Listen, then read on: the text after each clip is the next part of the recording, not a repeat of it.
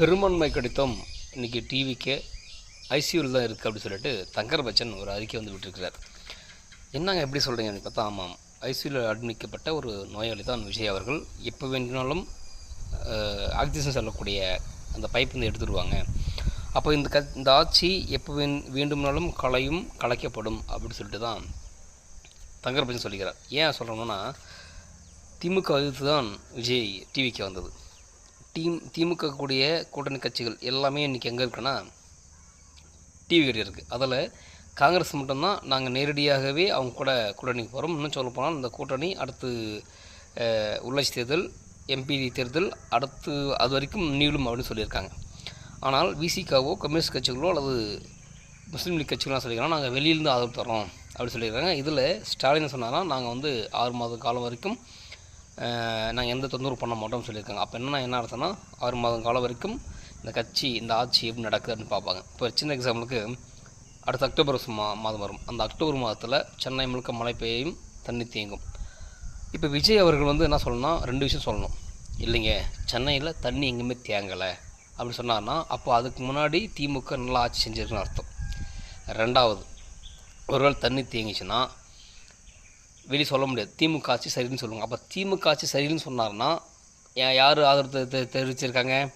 திமுக கூட இருந்த கட்சிகள் ஆதரவு தெரிவிச்சிருக்காங்க. அப்போ அவங்க வேலாட்டுவாங்க. ஒரு வேளை ஆட்சி நல்லா இருக்குது, இல்லை ஒரு வேளை வந்து தண்ணி தேங்கலை நல்லா செஞ்சுருக்காங்கன்னா, தண்ணி தேங்கிச்சுன்னா அந்த இடத்துல அங்கே உள்ள மக்கள் என்ன சொல்லுவாங்க? இது சரியில்லை, விஜய் வந்து மறைக்கிறாரு அப்படின்னு சொல்லிட்டு எந்த மக்கள் ஓட்டு போட்டாங்களோ அந்த மக்கள் அகைன்ஸ்ட் ஆகுவாங்க. அப்போ எப்படி பார்த்தாலும் அடுத்த 2031 தேர்தலுக்கான வழியையும் வேலையும் திமுக என்றைக்கு தோற்றதோ அன்றிலிருந்து ஆரம்பிச்சிட்டாங்க. இதுதான் திமுக கட்சிக்கும் மற்ற கட்சிகளோட வித்தியாசம். இதுதான் திமுக ஆட்சியில் இருக்கும்பொழுது தன்னை புகழ்ந்து பேசும், தன்னை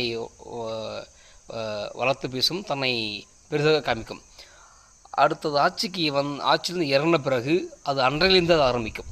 என்றைக்கு இந்த ஆட்சியுடைய முடிவு வந்து விட்டதோ, என்றைக்கு இந்த ஆட்சி முடிஞ்சதோ அப்படின்னு சொல்கிறாங்களோ அன்றையிலிருந்து மீண்டும் அடுத்த தேர்தலுக்கான வேலையை அந்த செகண்ட்லேயே இது தன்னை தயார்படுத்திக்கொள்ளும். அந்த வேலையை தான் இன்றைக்கு திமுக செய்கிறது.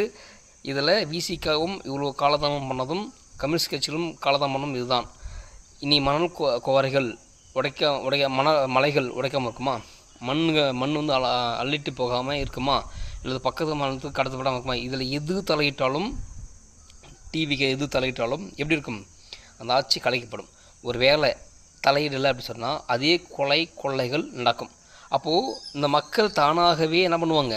என்னடா இந்த விஜய்க்கு இப்படி பண்ணிட்டோமே, இந்த விஜய்க்கு வாக்களிச்சோமே, இந்த விஜய்க்கு நம்ம வேஸ்ட் பண்ண சொல்லிட்டு மீண்டும் அந்த விஜயை அடுத்த இனி வரும் காலங்களில் அரசியலுக்கு வராத அளவுக்கு அது செய்து முடிக்கப்படும். இதுதான் திமுகவுடைய இந்த நிபந்தனையற்ற ஆதரவு, அந்த கூட்டணி கட்சி ஆதரவு. அதனால் இனிமேல் தான் நம்ம ஒரு ரியலான அரசியலை நம்ம களத்தில் பார்ப்போம்.